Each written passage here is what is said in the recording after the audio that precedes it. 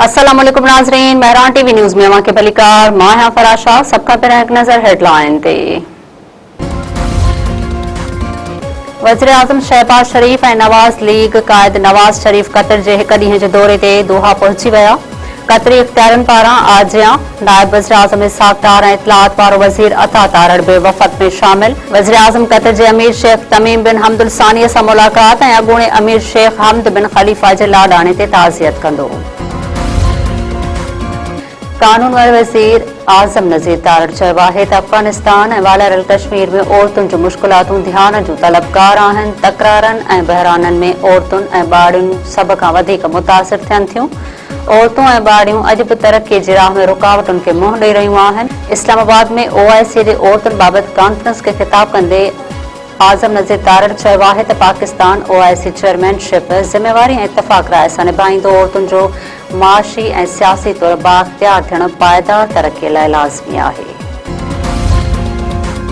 बलूचिस्तान में पाक फौज FC ऐं पुलिस जो गॾियल ऑपरेशन शोबान जारी। सिक्योरिटी ज़रियनि जो चवणु आहे त ताज़नि कार्रवायुनि में वधीक 5 दहशतगर्द मारिजी विया। ऑपरेशन शोबान में मारिजी वियल दहशतगर्दनि जो मजमूई अंगु छाहतर थी वियो। सिक्योरिटी ज़रियनि मूजिबि 5 जुलाई खां मुख़्तलिफ़ ऑपरेशन्स में 114 ख़ारिजी दहशतगर्द मारिजी चुका आहिनि। वफ़ाक़ी घरू वज़ीर मोहसिन नक़वी पारां कामयाब ऑपरेशन ते सिक्योरिटी फोर्सिस खे ख़राज तहसीन पेश। ईरान जे परॾेही तर्जुमान इस्माइल बकाई चयो आहे त अमेरिका मफ़ाहमती याददाश्त जी मुसलसल भनकड़ी करे रहियो आहे। अमेरिका हुर्मुज़ ते ईरानी वाइदे बाबति तइ थियल महीने जो मुद्दो बि पूरो थियण नाहे ॾिनो। ॿी धुर ज़िम्मेवारियूं पूरियूं नथी करे त ईरान बि MOU ते अमल न कंदो। मीडिया खे ब्रीफिंग ॾींदे ईरानी परॾेही तर्जुमान चयो आहे त ईरान हुर्मुज़ बाबति अमान सां गॾियल तरीक़ेकार तइ करण जी कोशिश करे रहियो आहे। अमेरिका जे दॿाउ उन्हनि कोशिशुनि में रुकावट विधी आहे। अमरीकी अॾनि मथां कार्रवायूं दिफ़ा जे हक़ तहत कयूं वयूं।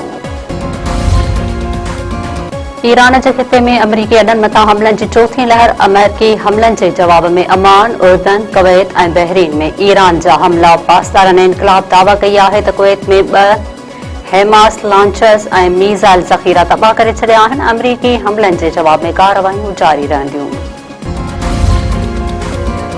अमरीकी फ़ौज पारां ईरान में दर्जने हदफ़नि ते हमला। अमरीकी सेंट्रल कमांड दावा कई आहे त ईरान जे दिफ़ाई निज़ाम, सामूंडी रेडार, मीज़ाइल ऐं ड्रोन ठिकाणनि ते हमला कया विया।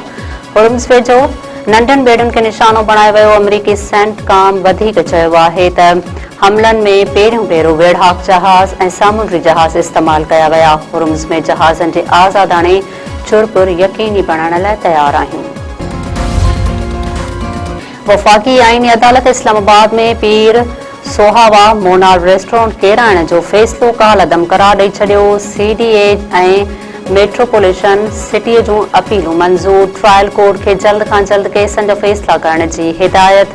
आईनी अदालत रिमार्क्स ॾींदे चयो आहे त मिल्कियत जो फ़ैसिलो ट्रायल कोर्ट अदालती ऑब्ज़र्वेशन खां मुतासिर थियण बिना कंदी। इंतज़ामी मामलनि जो फ़ैसिलो रेगुलेटरी बॉडीज़ कंदियूं।